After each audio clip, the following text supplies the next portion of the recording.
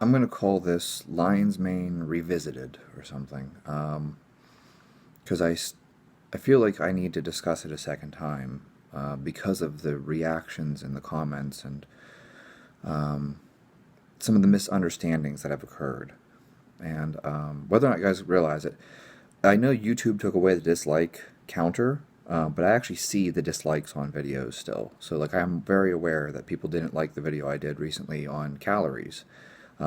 Suggesting that people need to address eating behaviors and think about factors like hunger and satiety instead of just counting calories. People disagree with that, and that's fine. I maintain the belief that any idiot can starve themselves lean. I mean, if you are the type of person who can just stand to be hungry all the time, well, shit, you could just fast. You could just stop eating, and you would lose weight. Like, this is not like, no, I don't disagree that like calories in, calories out, energy balance, all this stuff like that matters. I just try to explain to people that eating is a very complex behavior. Like, that's why we have psychology studies and stuff like that are focused on eating behaviors and eating disorders, because it isn't just calories in, calories out. Because, well, you don't live in a metabolic ward, and you're not a mouse. So at some point you're going to get hungry, and you're probably going to give in and eat the cake. Anyways, back to lion's mane. It seems to me that a lot of people misunderstood what I was trying to express in the lion's mane video, and I'm not saying that lion's mane doesn't work. In fact, actually, I think lion's mane is great. Lion's mane probably really does work. I even cited studies showing that it worked. But I think that it's one of those things where it works in a very specific context. So, people got mad about the study on menopausal women suffering from depression. I'm not really sure why people got mad about that one in particular, but they did. Here's the deal. If you're suffering from depression, and I put you on an SSRI medication, pretend I'm a practitioner, the way that SSRI medication works is it actually increases neurogenesis. Therefore, right, we know that lion's mane increases neurogenesis. Well, SSRI medication increases neurogenesis. Lion's mane works via the same mechanism of action. Oh, that's why lion's mane works for depression, right? What I was trying to express to people, and maybe this is where I failed, is that I don't think that if you're completely normal, healthy baseline, I don't think that lion's mane is going to improve you noticeably or measurably. Okay? So if you think about it like this, if you are deficient in vitamin D and you take vitamin D, you'll see a huge improvement that's actually measurable. If you're not deficient in vitamin D and you take vitamin D, you're probably not going to notice any difference. If you're deficient in magnesium and you take magnesium, wow, you're going to feel so much better. If you're not deficient in magnesium and you take some more magnesium, you're not going to notice a difference. And so what I tried to express in that discussion of lion's mane is that if you're already at a normal baseline, or you don't have underlying issues like depression, taking lion's mane is not going to suddenly make you like superhuman. Lion's mane is not like Adderall or Ritalin.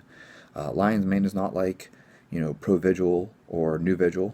Okay, lion's mane isn't even really a nootropic in the sense of like the way racetams work or something. Okay, or even caffeine. You take caffeine, ooh, whoa, it'll wake you up. If you take a stimulant, Adderall, Ritalin, Vyvanse, it's going to wake you up. You're going to feel it. You're going to notice it. Lion's mane doesn't have that type of effect. Like, it just doesn't. Like, I'm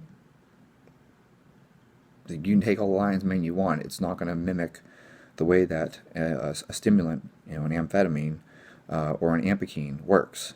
It's not going to mimic the way a racetam works. Is it doing something? Certainly. I don't think that it's doing nothing.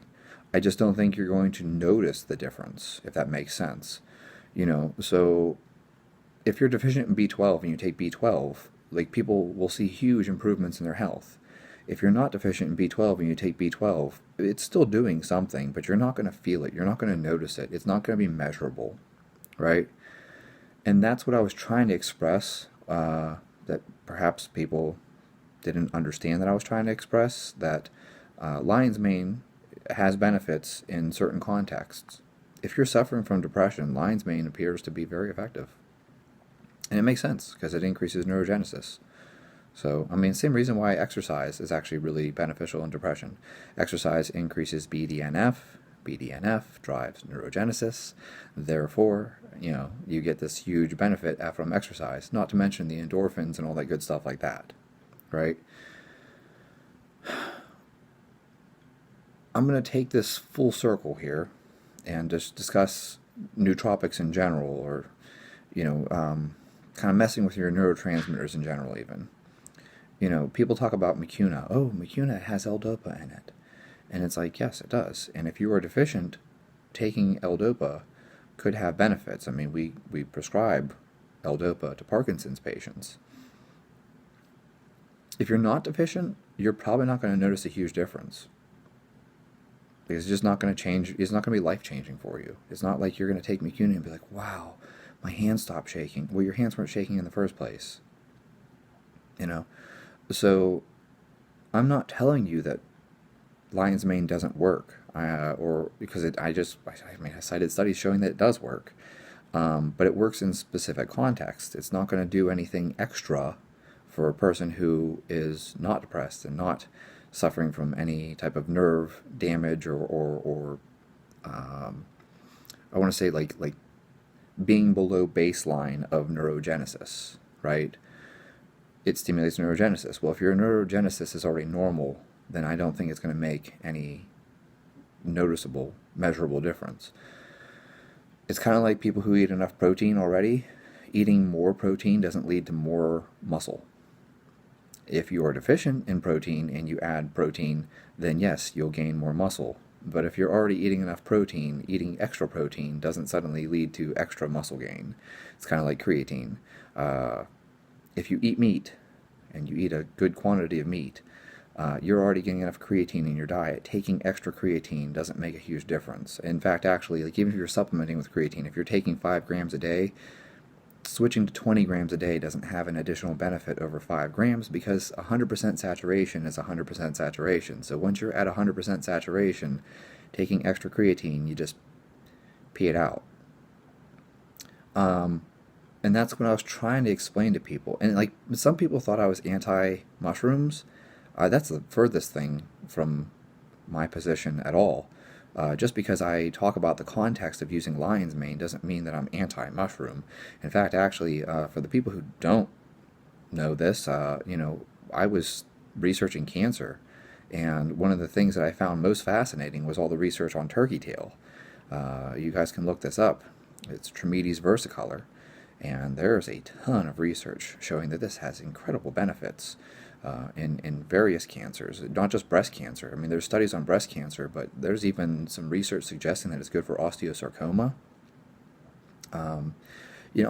What got me started on this is I actually had a friend whose dad had lung cancer, and this is way long time ago.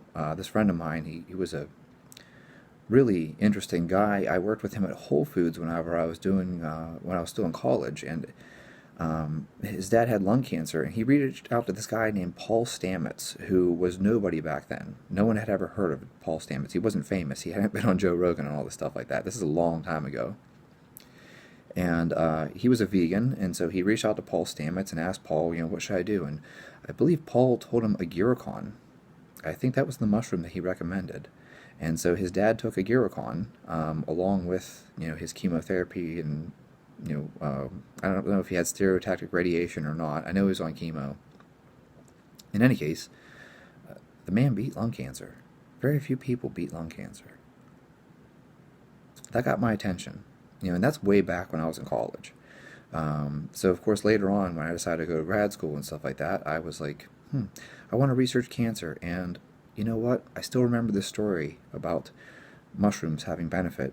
And so I wanted to look at things like turkey tail and see if that has benefits. Reishi, does that have benefits in cancer? I am not anti-mushroom. I don't know where people took that from. I whatever. Because I said it lowers DHT, yeah, it's just me warning you that it lowers DHT. Because for some people, like if you're an athlete, you don't want to lower your DHT level.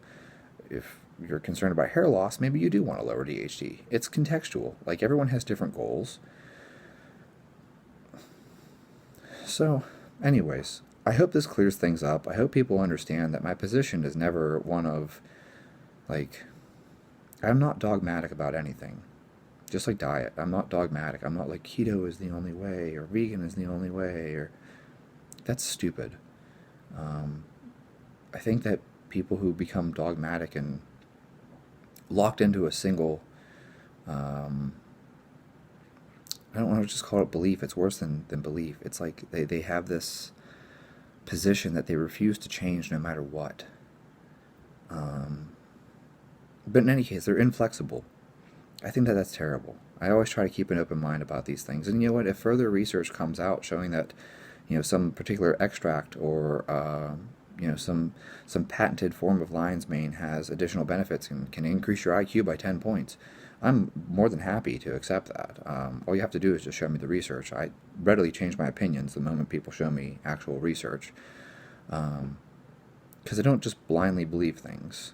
Everything I come to is based off of some data, some evidence, something out there that leads me to conclude whatever position I have is based off of some type of evidence. And so when it comes to this whole thing about lion's mane, I'm not telling you that it does nothing. Obviously it works, especially for depression, because the mechanism is increasing neurogenesis, which is exactly how SSRI medication works. So it can only make sense that it would work for things like depression.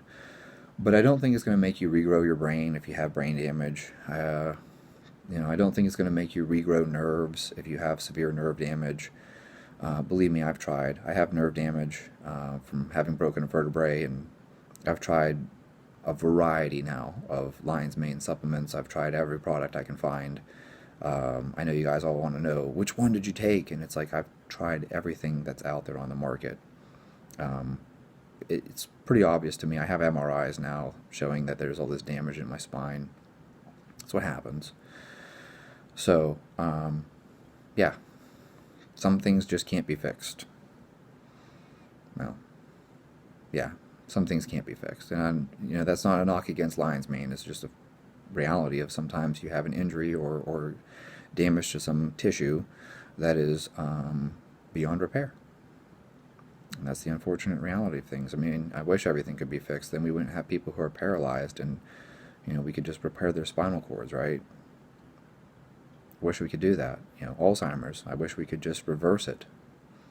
Parkinson's, I wish we could just reverse it. But it's one of those things where, like, there is no cure, there's no reversing this. It's the same thing for cancer. Many cancers can't be stopped. You can slow them down. You can't stop them. It breaks my heart. Like, it really does. It genuinely breaks my heart. Because cancer is an absolutely horrible thing. It's affected my life in so many ways. Anyways, off on a tangent. But the point being that I'm trying to share with you guys is I'm not anti-lion's mane. I think lion's mane is really cool. I think it does have various applications. I just think that sometimes in certain situations, there are situations where it's perfect, it's the right thing to use, and there are situations where it's not going to be effective. I mean, it's like me trying to hammer in a nail with a screwdriver. Well, it's just the wrong tool for the job. And that doesn't mean that there's anything wrong with screwdrivers. A screwdriver is a great tool, but a hammer is a better tool for pounding in a nail. Similarly, you're probably better off with other compounds. There's a whole variety of things that increase dopamine. There's a variety of things that increase wakefulness and alertness. There are things that improve your reaction time. Acetylcholinesterase inhibitors, like even huperzine. Like, those things have good application in certain contexts.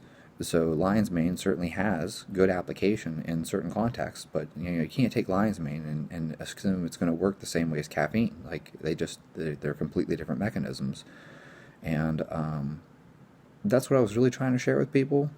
I was just trying to tell people, don't waste your money on lion's mane if this is your goal. If you think it's going to increase your IQ, it's not.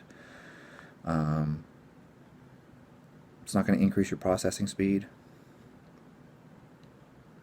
But that doesn't mean there's something wrong with lion's mane. It just means it's not the right tool for that job.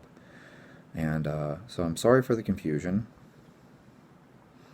I hope this clears things up, and I hope people understand that all I'm trying to do is just look at the evidence and give people the most logical and best conclusion I can draw from the available evidence.